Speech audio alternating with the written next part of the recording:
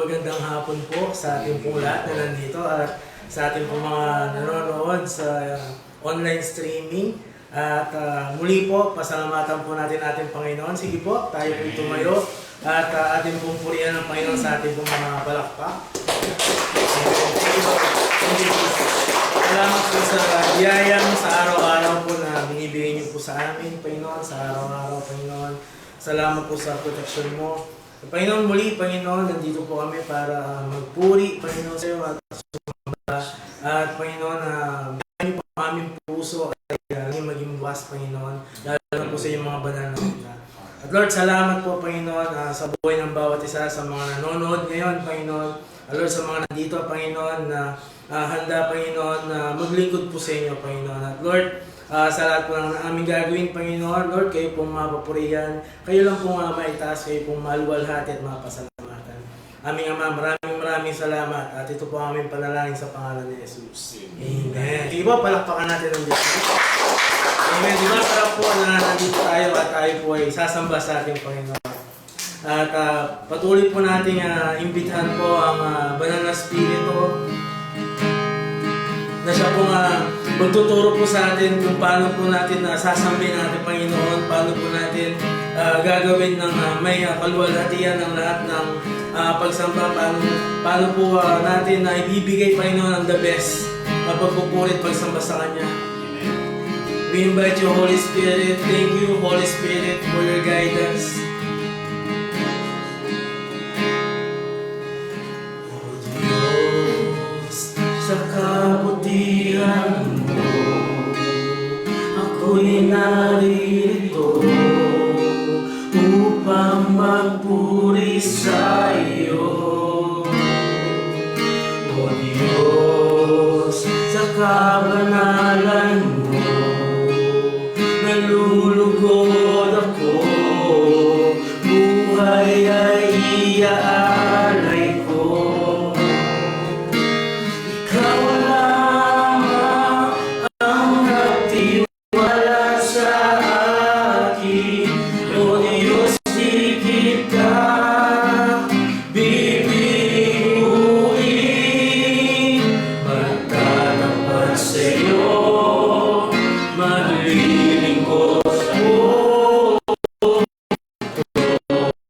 sa iyo.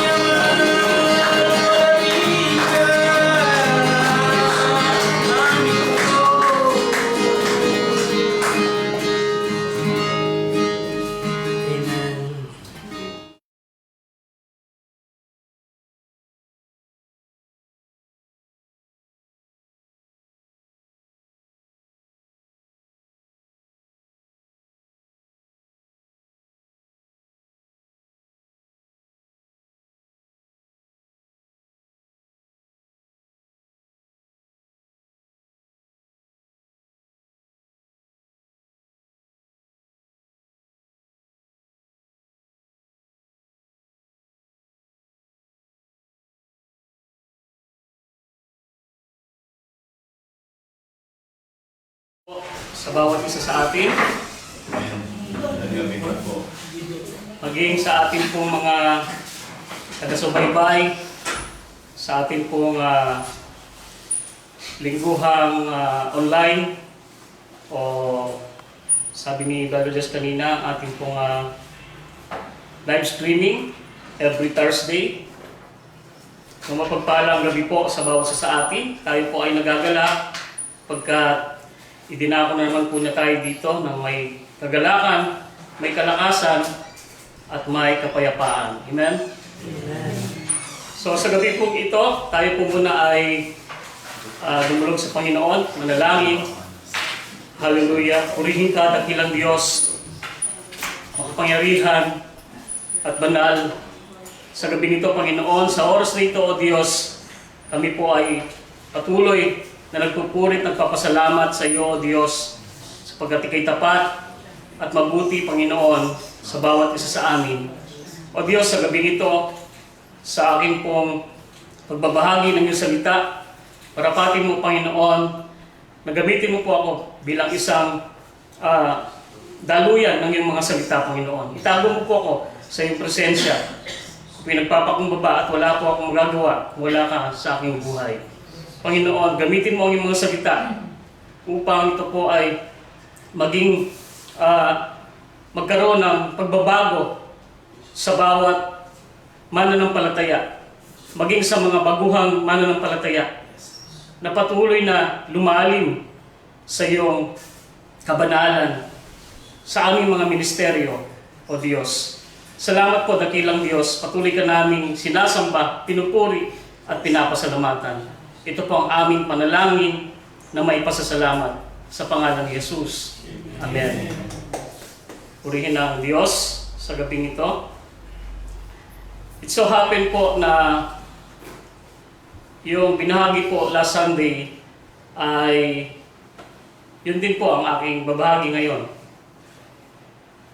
But anyway, sabi nga po ang salita po ng Diyos ay palaging bago bawat umaga. Ano po, kahit na magkapareho nung Sunday at ngayon, wala pong kaso doon. Baka po merong ipinapahawatig sa atin ang ating Diyos sa pamagitan ng salita na ito. Ano po? So pinamagatan ko po ang aking pong ibabahaging ito ay ang paglago sa ating relasyon kay Kristo. So may pagkakaiba naman po, no? Nung Sunday kasi English yung title Sa akin po Tagalog. Purihin ng Diyos. So ito po ay nasa Mateo chapter 13 verse 1 to 9. Pero bago po natin basahin ay ako po muna ay mag-introduction.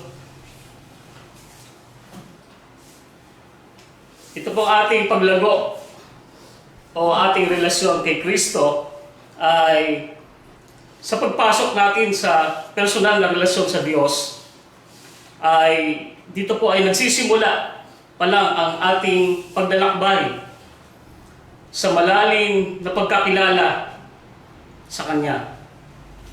Sino po ba yung tinutukoy na sa Kanya? Yun po yung ating Panginoon. Panginoong Jesus, di po ba? Kailangan patuloy na lumago ang inyong relasyon kay Yesu Kristo o ang ating relasyon kay Yesu Kristo. Kasama po ako doon, hindi lang po kayo. Ano po? Ang pagpapalago ng ating relasyon ay maaaring maihalagtulad sa pagpapalaki daw ng halaman sa isang hardin. So ito po ay talinghaga tungkol sa apat na uri ng lupa.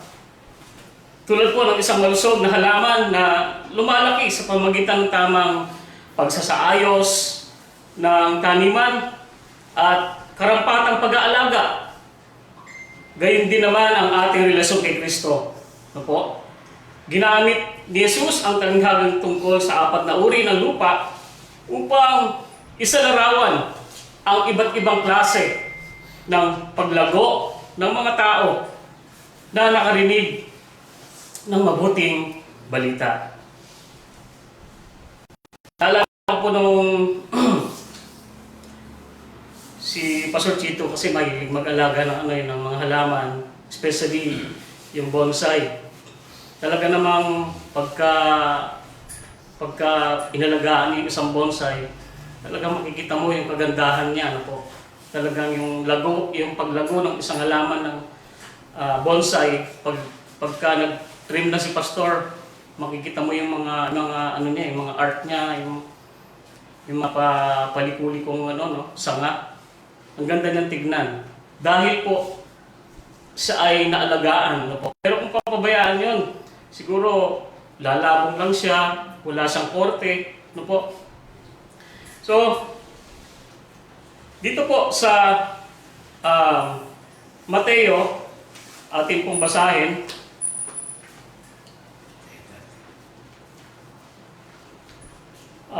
Mateo 13, versikulo 1 hanggang 9. Sabi po niya, noong ding araw na iyon, si Jesus ay lumabas ng bahay at naupo sa tabi ng lawa. Dahil sa dami ng taong lumalapit sa kanya, sumakay siya sa isang bagay sa pamamagitan ng mga taninghala. Ganito ang sinabi niya, may isang magsasakang lumabas upang magasik. Sa kanyang paggasik ay may mga binhing nalaglag sa tabi ng daan. Duming ang mga ibon at tinuka ang mga iyon. May mga binhi namang nalaglag sa mabatong lupa. Dahil manipis lang ang lupa roon, sumibol agad ang mga binhi. Ngunit natuyo agad ang mga ito nang mabilad sa matinding init ng araw. Palibhasa ay mababaw ang ugat. Verse 7 po, may mga binhi namang nalaglag sa may matitinik na halaman. Lumago ang mga halamang matitinik at sinakal ng mga ito ang mga binhing tumubo doon. Ngunit ang mga binhing nahasik sa matabang lupa ay namunga. May tigi 100, may tiga 60 at may tig 30. Makinig ang may pangdinig. Purihin ang pagkabasa sa salita ng Diyos. So ano-ano po yung 4 na uri ng lupa na nabanggit dito sa ating binasa na inalarawan sa talinghaga? Ano po? Unang-una, ang binhing nalaglag sa tabi ng daan. Pangalawa, ang binhing nalaglag sa mabatong lupa. Pangatlo, ang binhing nalaglag sa madawag o matinik na lupa. At ang panghuli ay ang binhing nalaglag sa mabuting lupa. So tingnan po natin ang binhing nalaglag sa tabi ng daan. Ang sabi ng 13 verse 4, sa kanyang paghasik ay may mga binhing nalaglag sa tabi ng daan. Dumating ang mga ibon at tinuka ang mga iyon. No? Parang yung mga nagpapatuyo ng palay, ano po. Kita niyo yung mga ibon, minsan may mga kalapati pa nga, biglang dadapo dun sa mga palay na nakahiwalay dun sa marami, ay tutukain nila. No po, parang ganun po yung ipinapaliwanag dito, no? So ano po ang katangian ng matigas na lupa? O matigas na lupa sa tabi ng daan. At ano po ang nangyari? No? Ano ang nangyari sa salita ng Diyos na nahasik dito? Dito po sa 13, Matthew 13 o Mateo 13, 18 hanggang 19 ay binanggit na ang kasagutan. Ano po?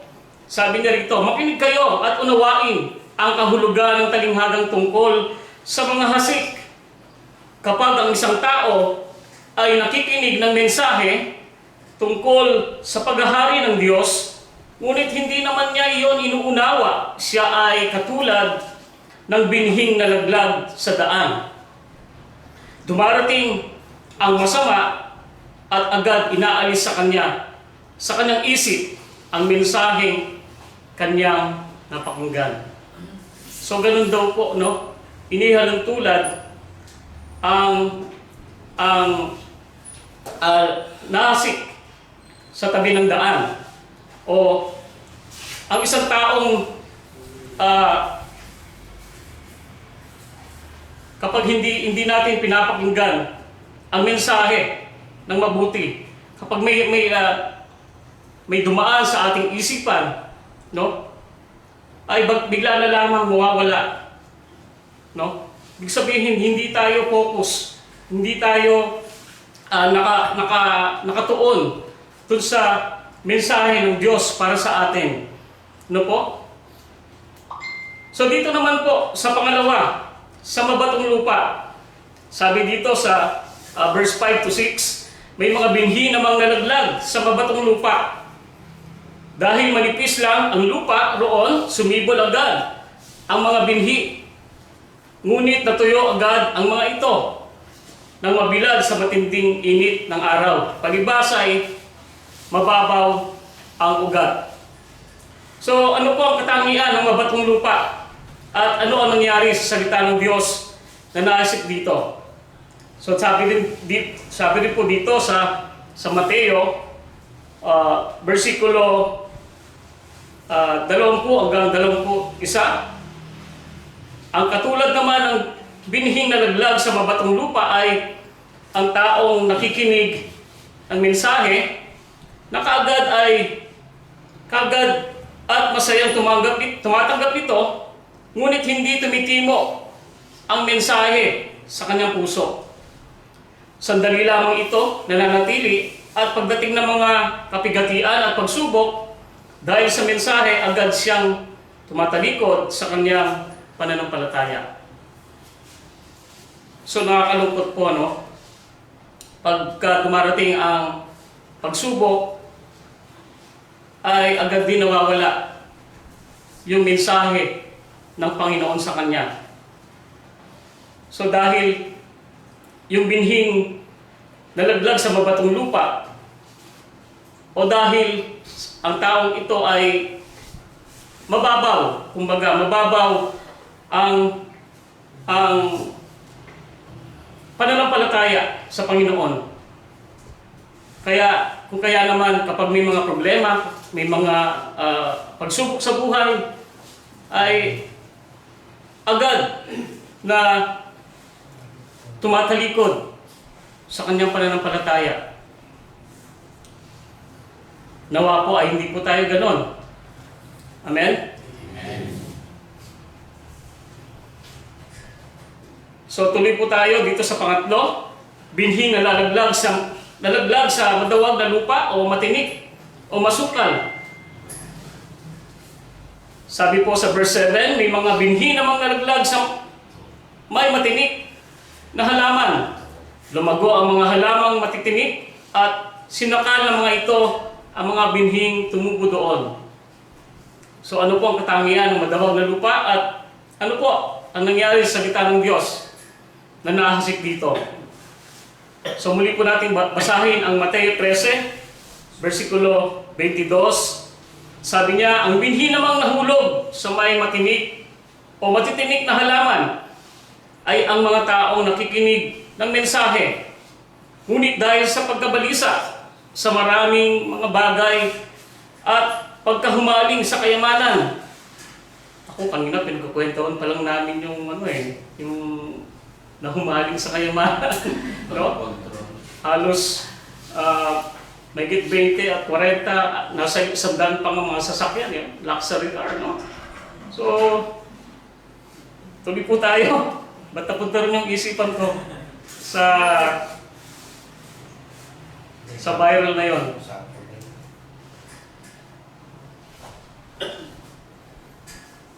So yun nga po, no? Yung nahasik sa matabang lupa ay nawala na ako. Dito sa binhing nalaglag sa mabuting lupa. So dito na ako sa matinik na at masukal, ano? Sige po. Nawala ako. So verse 22. Ang binhi namang nahulog sa may matinik na halaman ay ang mga taong nakikinig ng mensahe, ngunit dahil sa pagkabalisa sa maraming mga bagay at pagkahumaling sa kayamanan, nawawalan ng puwang sa kanilang puso ang mensahe at hindi ito nagkakaroon ng bunga. So nakakalungkot po, no? Sa mga bagay na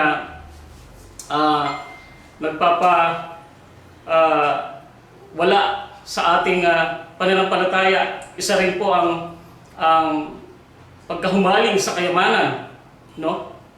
Hindi naman po masama ang yumaman, ngunit kapag tayo po ay na-focus sa mga bagay na hindi makalangit, pwede rin po tayo mahulog sa kasalanan. So,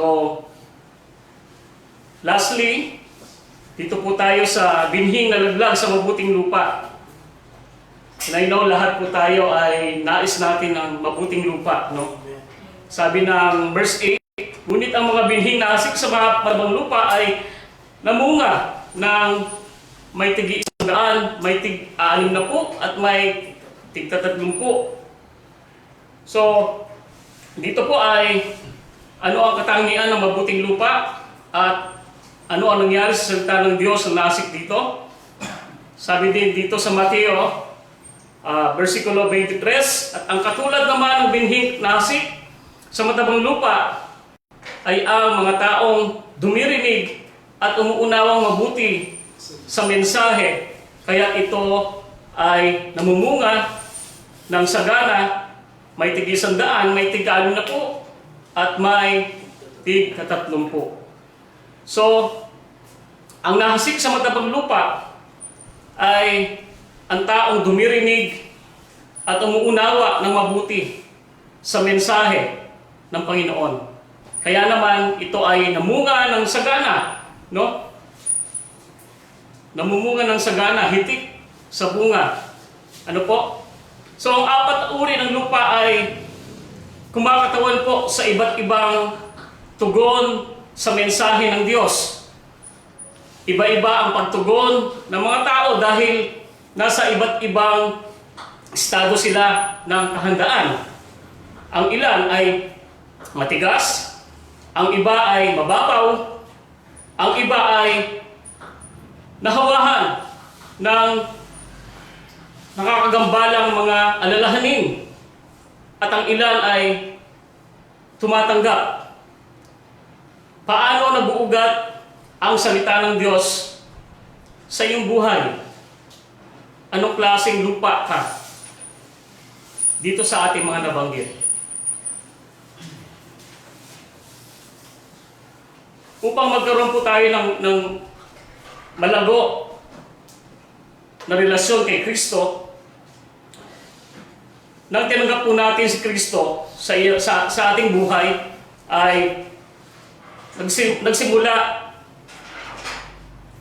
ka na ng isang bagong relasyon kay Kristo.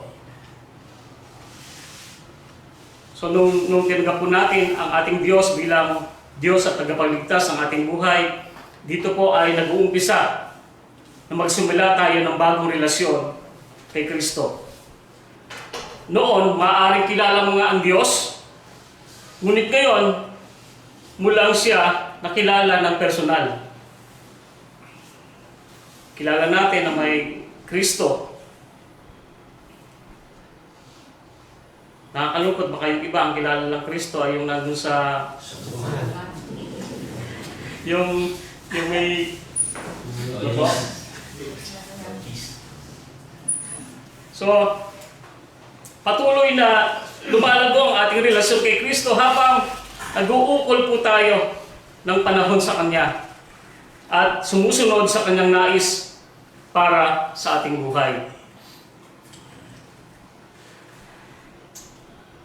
Upang magkaroon din ng isang buhay na may pagsamba, kasama po ang buhay na may pagsamba sa ating paglago sa Panginoon. Dapat na nakapagbibigay ng karangalan at kalwalatian kay Kristo ang lahat ng ating ginagawa, na ipapahayag natin ng malinaw ang pagsamba kapag nagsasama-sama tayo para sumamba tuwing araw ng linggo.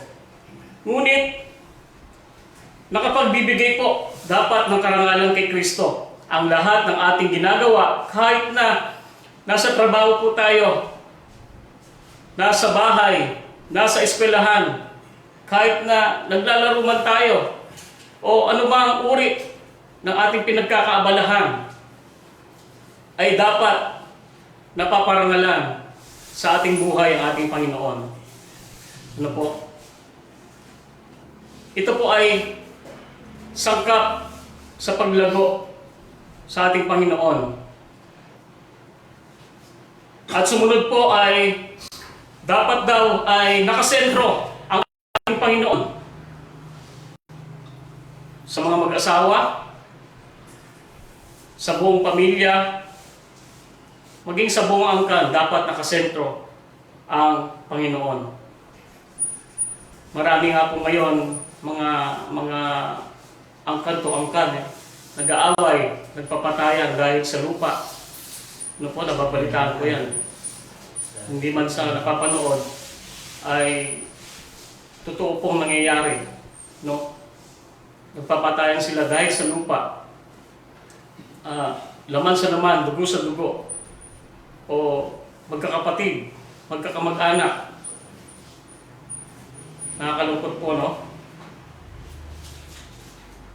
At ang pagsunod po ayon sa kapangyarihan ng Banal na Espiritu,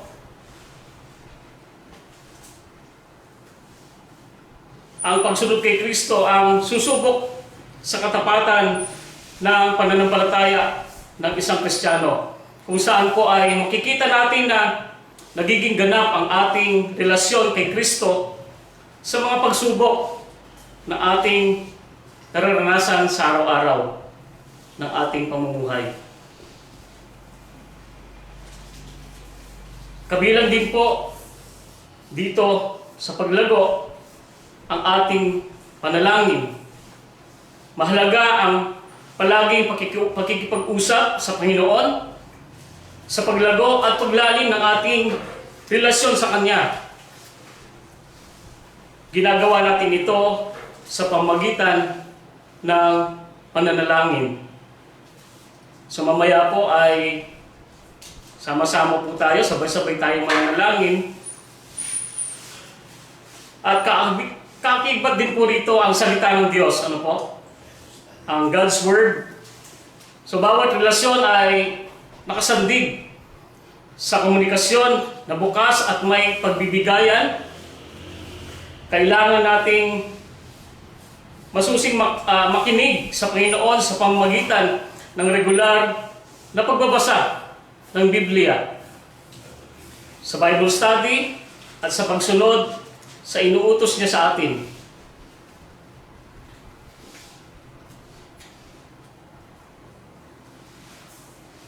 Kabahagi din po rito ang fellowship sa ibang mga mananampalataya, no? Yung ating pagtitipon, ano po? Hindi lang every Sunday, kagaya rin po nitong Thursday, ay nagkakatipon po tayo. Ano po? Sa isang layunin, ang layunin na mapapurihan ng ating Panginoon at pagbulay-bulayan ng kanyang mga salita. So, ang pananampalataya ay hindi nilayon para gamitin sa ating sariling buhay lamang. Kailangan lumago tayo sa Panginoon na magkakasama. Ano po? Nagmamahalan at nagpapalakasan sa pamagitan ng regular na pagtitipon kasama ang iba pang mga mananampalataya. At siyempre, meron po tayong patotoo. Tayo po ay magiging patotoo at magpapatotoo. So, ang simpleng ibig sabihin po nito ay ipakikilala natin si Kristo sa mga taong nasa paligid natin. Nais ni Kristo na tayo ay maging kasangkapan upang maiugnay sa Kanya ang ating pamilya, mga kaibigan, at mga mahal sa buhay. Bahagi ng buhay ng bawat tumalagong Kristiyano ang pagiging witness o pagpapatotoo o saksi. Hindi po saksi ni Mamba. Saksi para kay Kristo. Amen? So, ang pagpapalago po ng ating relasyon kay Kristo, makikita ang lahat ng mga elementong nabanggit sa buhay ng unang iglesia. Dito po sa mga gawa, chapter 2, verse 42 to 46, ano ang ginawa ng mga unang Kristiyano dito matapos nilang makilala ang Panginoon? So sabi po dito, inilaan nila ang kanilang mga sarili upang matuto sa turo ng mga apostol, magsama-sama bilang magkakapatid, magsalo-salo sa pagkain ng tinapay at manalangin. Praise the Lord. No? Ang pamumuhay ng mga sumasampalataya. Yan po yung pamumuhay na dapat meron tayong mga sumasampalataya. Susunod po dito po sa 43, dahil sa maraming himala at kababalaghang ginagawa sa pamamagitan ng mga apostol sa Jerusalem, naghari sa lahat ang takot. Nagsama-sama ang lahat ng sumasampalataya at ang kanilang mga ari-arian ay itinuring na para sa lahat. Ipinagbili nila ang kanilang mga ari-arian at ang napagbilhan ay ipinamahagi sa bawat isa ayon sa kanyang pangangailangan. Araw-araw sila ay nagkakatipon sa templo at nagpipira-piraso ng tinapay sa kanilang mga tahanan na masaya at may malinis na kalooban. So ito po ang pamumuhay ng mga sumasampalataya sa ating Panginoong Jesus na dapat po nating tularan. Ito po yung ideal pattern. Yung unang iglesia. Ano po?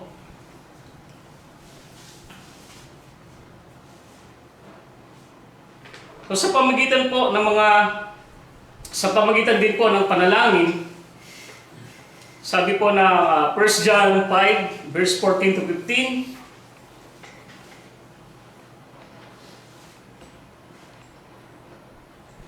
may lakas loob tayong lumapit sa kanya dahil alam nating ibibigay niya ang anumang hingin natin kung ito'y naaayon sa kanyang kalooban.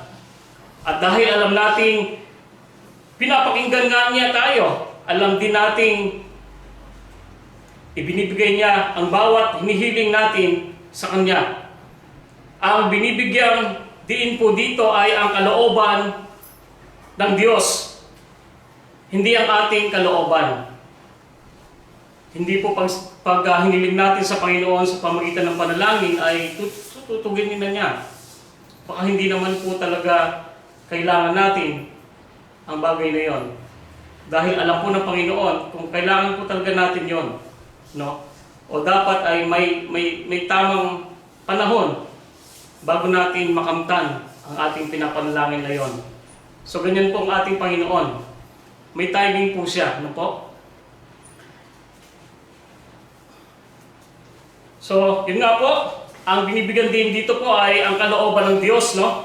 Hindi ang ating kalooban kapag nagkikipag-usap po tayo sa Diyos.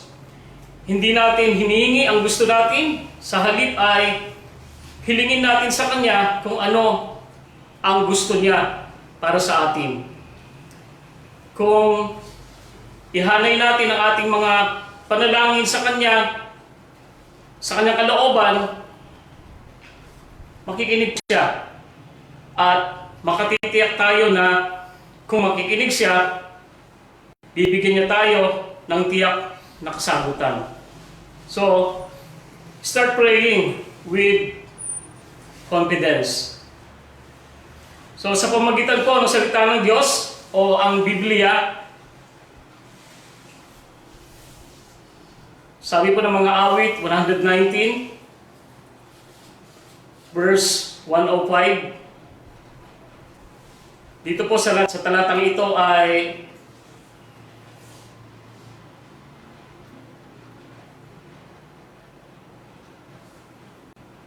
sabi po, salita mo'y iyong tanglaw na sa akin ay patnubay sa landas kong daraanan, liwanag na tumatanglaw.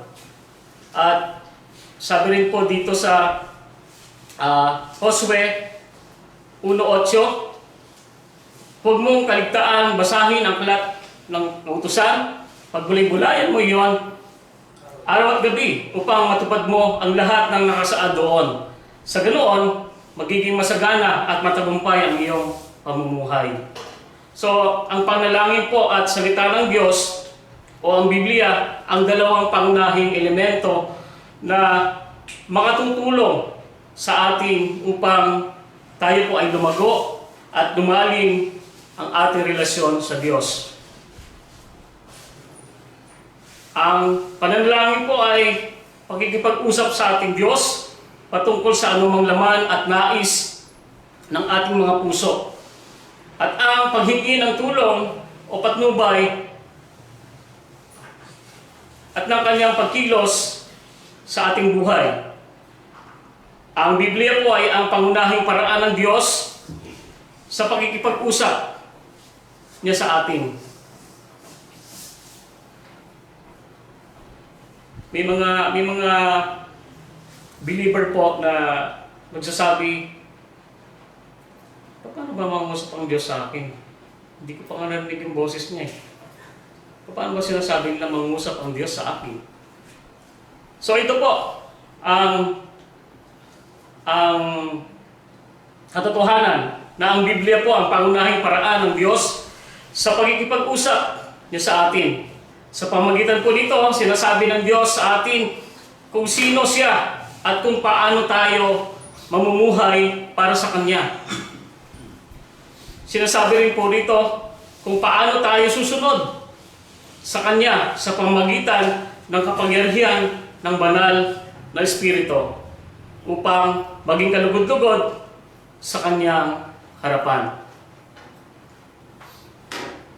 May halimbawa po ang ating Panginoong Hesus sa Mateo 14:23 at Lucas 5, versikulo 15 hanggang 16. So unahin po natin ang Mateo 14:23. So dito po ay paano mo isinasalarawan ang ministeryo at buhay ni Jesus at paano siya tumutugon sa maraming bagay na inaasahan mula sa Kanya. So, Mateo 14:23, matapos niyang palisin ng mga ito, mag-isa siyang umakyat sa bundok upang manalangin. Nag-iisa siyang inabutan doon ng gabi. At sa Lucas naman po, ngunit lalo pang kumalat ang balita tungkol kay Jesus, kaya tumaragsa ang napakaraming tao upang makinig sa Kanya at mapagaling sa kanilang mga sakit. Ngunit si Jesus naman ay pumupunta sa mga lugar upang manalangin. So, bagamat siya po ay bugtong na anak ng Diyos, di niya pinagtaan na di po makapanalangin sa ating Diyos Ama. No? Kung si Jesus nga po ay sariling anak ng Diyos, ay kailangan na madalas na mapag-isa upang maglaan ng oras sa kanyang Ama, no? Higit na mas kailangan po natin gawin din natin ang maglaan ng oras para sa Panginoon sa pamamagitan po ng panalangin. Napakamakapangyarihan po ng panalangin. So, paano po ba magkaroon ng quiet time? Minsan sa mga member ko sa music team, naalala ko yung batang yon kasi ano pangalan sa new believer, nasa trainee siya. Yun niya, Tito, ano po ba yung quiet time? So, ito po ang pattern po ng ating quiet time. Ang quiet time po ang tawag sa oras na inilalaan mo sa araw-araw para makipagtagpo sa ating Panginoon upang lumago ka sa iyong relasyon sa Kanya. So, pwede po tayong mamili ng oras na tayo po ay gising na gising, no? Hindi gawin sa oras at kung saan magagawa natin ng walang palya. So, pwede po tayong magdala ng Biblia, ballpen, notebook, para maisulat po natin ang mga prayer request po natin, maisipan natin o mga bagay na ituturo sa atin ng Panginoon mula sa kanyang mga salita. So, magsimula po tayo maglaan ng ilang minuto sa bawat araw para sa Panginoon. Pagkikipag-usap. Nang sa ganoon, sa kalaunan po ay maaaring gustuhin mo na mas habaan pa ang iyong oras habang patuloy mo pa siyang nakikilala. Amen? So, pwede rin po tayo maging creative o malikhain. Kahit po na pare-pareho ang mga pangunahing elemento ng quiet time, maging panalangin, pagpupuri, pagbabasa ng Biblia, pag-awit, pagnilay-nilay sa salita ng Panginoon, at iba pa. So marami namang paraan po kung paanong gugugulin ang oras para sa ating Panginoon sa pamagitan ng panalangin. So, sa pagpapalago po ng ating relasyon sa mga tao sa pamagitan po ng fellowship, sabi rin po sa Hebreo 10:4-25, dito po ay anong tinuturo ng talatang ito na dapat gawin ng mga mananampalataya. Sabi po, sapagkat ang dugo ng mga toro at mga kambing ay hindi makakapawi ng mga kasalanan. Dahil diyan, nang si Kristo'y naparito sa daigdig, sinabi niya sa Diyos, ang mga pang-alay, pati mga handog, at ang mga hayop na handang sunugin. Hindi mo na ibig sa dambana dalhin. Hindi mo kinalulugdan ang mga handog na sinusunog at ang mga handog upang pawiin ang kasalanan. Kaya't inihanda mo ang aking katawan upang maging handog. Kaya't sinabi ko, ako'y narito, O Diyos, upang sunduin ang iyong kalooban.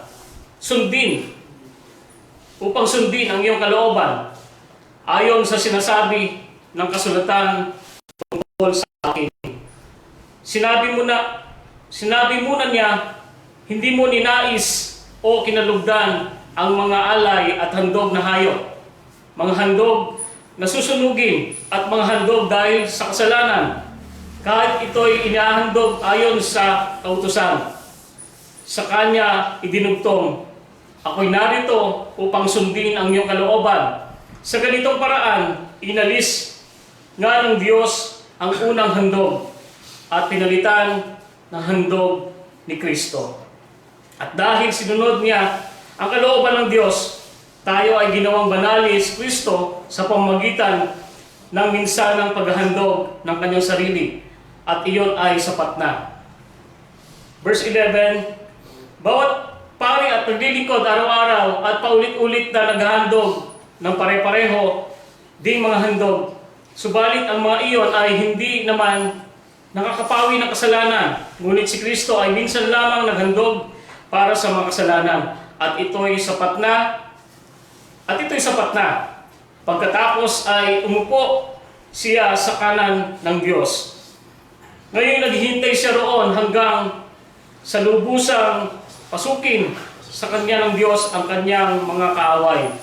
Sa makatuwid, sa pamagitan lamang ng isang paghahandog ay kanyang ginawang ganap magpakailanman ang mga nililinis ng Diyos. Ang Espiritu Santo ay nagpapatotoo rin sa atin tungkol dito. Sinabi niya, ganito ang gagawin kong tipan sa kanila. Pagdating ng mga araw na iyon, sabi ng Panginoon, itatanim ko sa kanilang puso ang aking mga utos at isusulat ko ang mga iyon sa kanilang mga isip.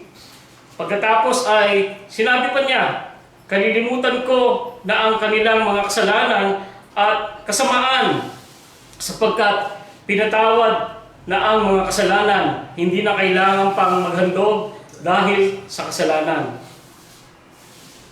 So verse 19 po, kaya nga mga kapatid, tayo malaya ng makakapasok sa dakong kabanal-banalan dahil sa dugo ni Jesus. Binuksan niya para sa atin ang isang bago at buhay na daang naglalagos hanggang sa kabila ng tabing. At ang tabing na ito ay ang kanyang katawan. Tayo ay may isang pinakapunong pari na namamahala sa sambayanan ng Diyos. Kaya lumapit tayo sa Diyos ng may pusong tapat at may matibay na pananampalataya sa Kanya. Lumapit tayong may malinis na budhi sapagkat nilinis na ang mga puso at hinugasan na ng dalisay na tubig ang ating mga katawan. Magpakatatag tayo sa ating pag-asa at huwag nang mag-alinlangan pa sapagkat tapat ang nangako sa atin. Sikapin din nating gisingin ang damdamin ng bawat isa sa pagmamahal sa kapwa at paggawa ng mabuti. Huwag nating kaligtaan ang pagdalo sa ating mga pagtitipon gaya ng nakasanayan ng iba. Sa halip, palakasin natin ang loob ng isa't isa, lalo na ngayong nakikita na nating malapit na ang araw ng Panginoon. So, inahambing po ang kakulangan ng mga paghahandog ng hayop sa lumang tipan sa kasapatan ng nag-iisang perpektong hain ni Jesus para sa mga kasalanan na nagbibigay daan sa mga mananampalataya na lumapit sa Diyos ng may pagtitiwala. Ang bagong natagpuang paglapit sa Diyos ay nagsisilbing batayan para himukin ang mga mananampalataya na mamuhay ng tapat. Hawakan ng mahigpit ang kanilang pag-amin at huwag pabayaan ang pagpupulong upang himukin ang isa't isa na magmahalan at gumawa ng mabubuting gawa, lalo na habang papalapit ang pagbabalik ni Kristo. So, sa pamamagitan po ng witnessing, sabi po ng mga gawa 1:8,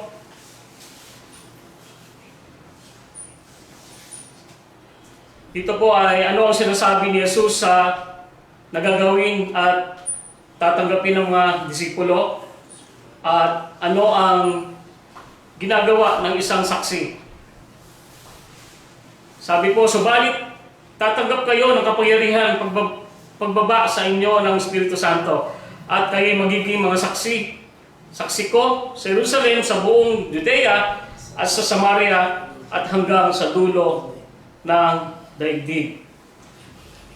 Ang kapangyarihan po na natatanggap ng mga mananampalataya mula sa Banal na Espiritu ay kinabibilangan po ng katapangan, pagtitiwala, pananaw, kakayahan at otoridad. Kakailanganin ng mga disipulo ang lahat ng mga kaloob na ito upang matupad ang kanilang misyon.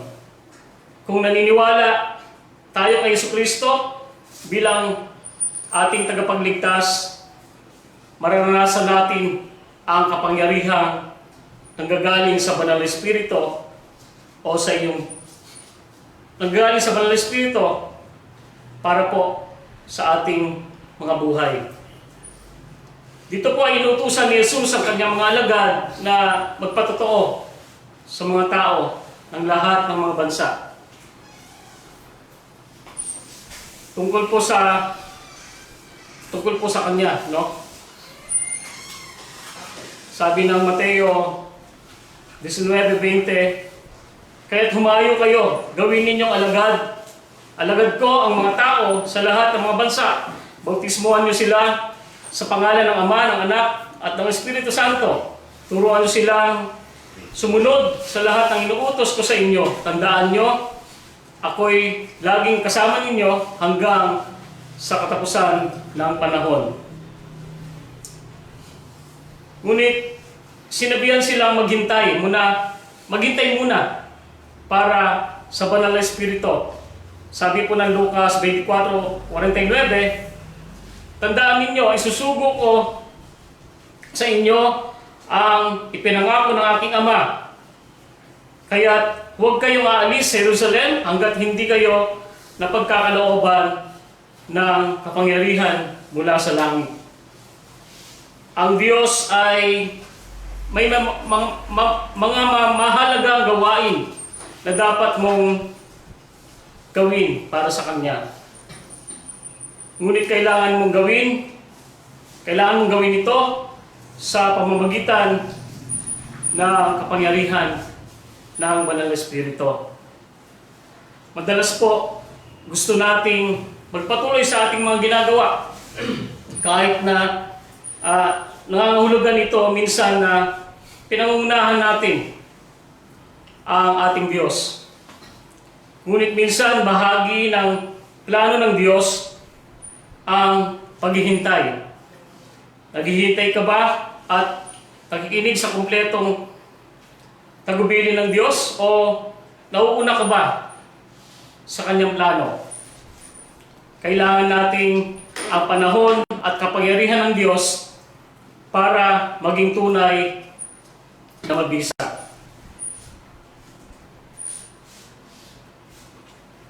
So balikan muli po natin ang 4 na uri ng lupa. Ano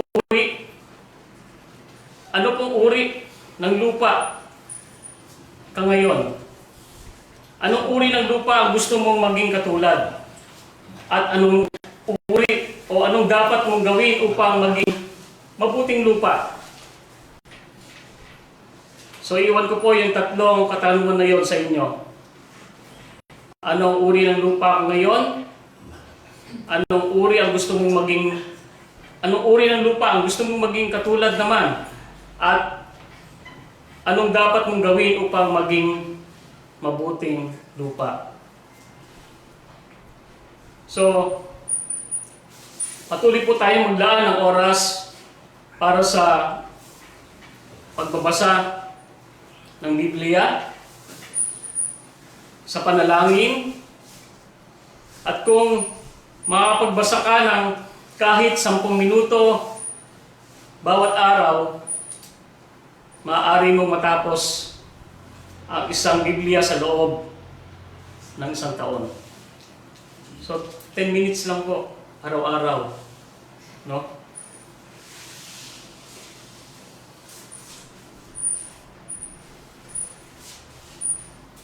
So, kailan daw po natin sisimulan ang regular na oras natin sa Diyos? Dalangin at pagbabasa ng Biblia ngayong linggo. Sa linggo pa lang ba tayo magbabasa at mananalangin?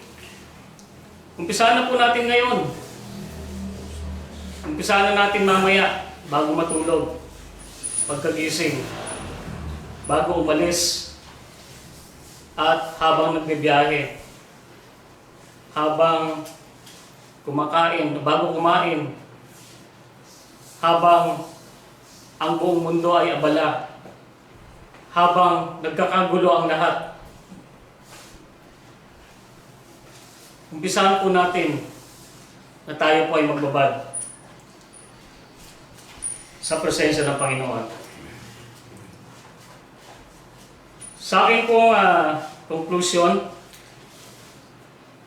mayroon po tayong makabuluhang mga pribileyo na nauugnay sa ating bagong buhay kay Kristo. Mayroon tayong personal na paglapit sa Diyos sa pamamagitan ni Kristo at maaaring lumapit sa Kanya ng walang detalyadong sistema. Sabi po ng Hebreo 10:22, kaya't lumapit tayo sa Diyos ng may pusong tapat at may matibay na pananampalataya sa Kanya. Lumapit tayong may malinis na budhi sapagkat nilinis na ang ating mga puso at hinugasan na ng dalisay na tubig ang ating mga katawan. Maaari tayong lumago sa pananampalataya. Madaig ang mga pag-aalinlangan at mga tanong at palalimin ang ating mga ugnayan sa ating Diyos. Sabi po ng Hebreo 10:23, magpakatatag tayo sa ating pag-asa at huwag nang mag-alinlangan pa sapagkat tapat ang nangako sa atin. Ang nangako sa atin ay ating Panginoon. No? Hindi po yung mga nanunungkulan.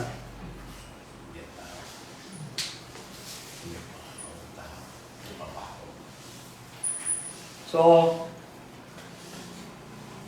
apat lamang po ito sa aking conclusion. Pangatlo na po, maaari tayong magkaroon ng motibasyon mula sa isa't isa. Sabi po ng Hebreo 10:24, sikapin din nating gisingin ang damdamin ng bawat isa sa pagmamahalan sa kapwa at sa paggawa ng mabuti. Pang-apat po, maaari tayong sumamba ng sama-sama. Sabi po ng verse 25, huwag nating kaliligtaan ang pagdalo sa ating mga pagtitipon, gaya ng nakasanayan ng iba. Sa halip, palakasin natin ang loob ng isa't isa. Lalo na ngayong nakikita nating malapit na ang araw ng Panginoon.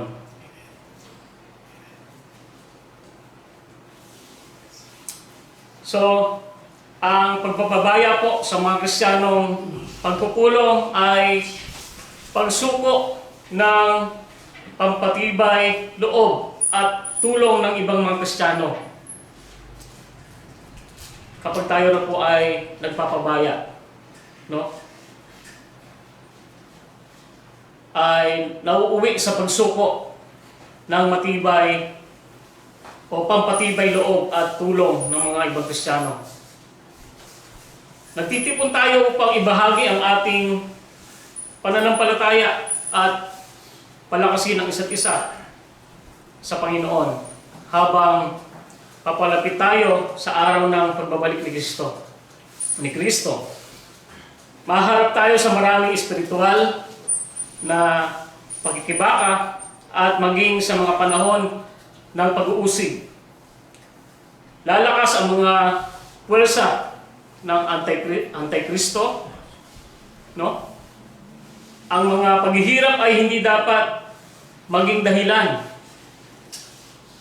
para sa mga nawawalang serbisyo para sa ating mga ministeryo sa Panginoon.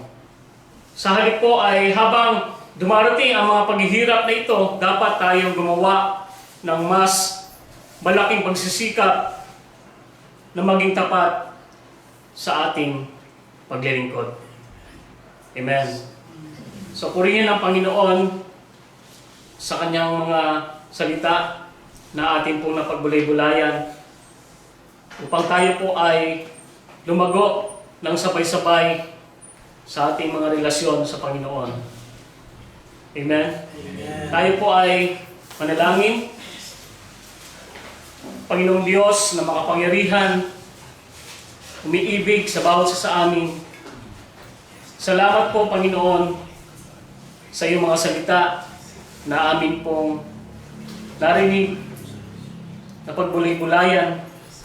Dalangin po namin, Panginoon, na ito po ay maging daan sa aming paglago para sa iyong kalwalhatian, Panginoon, sa aming mga pananampalataya, sa aming mga paglilingkod, na hindi po kami mapanghinaan, Panginoon, bagkus kami po ay maging isang mananagumpay, maging isang malakas na mananampalataya, maging isang victorious na mananampalataya. Hindi po kami talunan sapagkat ikaw, Panginoon, ang aming sandigan. Salamat po, O Diyos, sa gabing ito, sa iyong pangunguna sa aming pong kalagitnaan. Maging sa mga kapatid po namin na nasa harap po ng kanilang mga gadget, nasa live streaming. O Diyos, patuloy mo po silang katagpuin. Patuloy mo po silang palakasin sa kanilang mga pananampalataya. Gamitin po, Panginoon, ang iyong mga salita at patuloy po kaming magkaroon ng oras para sa aming mga panalangin, para sa pagnilay sa iyo, Panginoong Diyos. Salamat po, Panginoon. Patuloy ka namin pinupuri at pinapasalamatan. Ito po ang aming panalangin sa pangalan ng aming Panginoong Kristo. Lahat po ay magsabi ng Amen. Magandang gabi po.